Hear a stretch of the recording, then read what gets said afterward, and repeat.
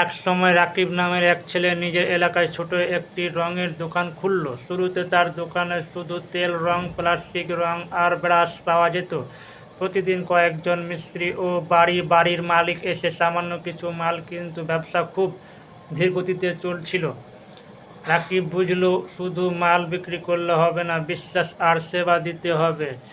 সে নিজের দোকানে ছোট টিনে রং মেশানো, রঙের শেড দেখানো, কোনো দেওয়ালে কোন রং ভালো লাগে তা পরামর্শ দেওয়া, এসব শুরু করলো। ধীরে ধীরে এলাকাতে সে রং বিশেষজ্ঞ নামে পরিচিত হয়ে গেল। একদিন সে বড় কোম্পানির ডিলারশিপ নিয়ে নিল, ফলে দাম কম হলো, মাল বেশি পাওয়া লাগলো এবং মুনাফাও বাড়লো। একই সঙ্গে সে মিস্ত্রিদের সাথে ভালো সম্পর্ক গড়ে তুলল। তারা কাজ পেল, রাকিবের দোকান থেকে মাল নিত। ধীরে ধীরে রাকিব দোকান বড় করলো, নতুন মিস্ত্রি, মেশিন আনলো। এখন গ্রাহক শুধু নম্বর দেখলে তাদের পছন্দের রং তৈরি করে দেয়। তার দোকানের সামনে সারাদিন ভিড় লেগে থাকে।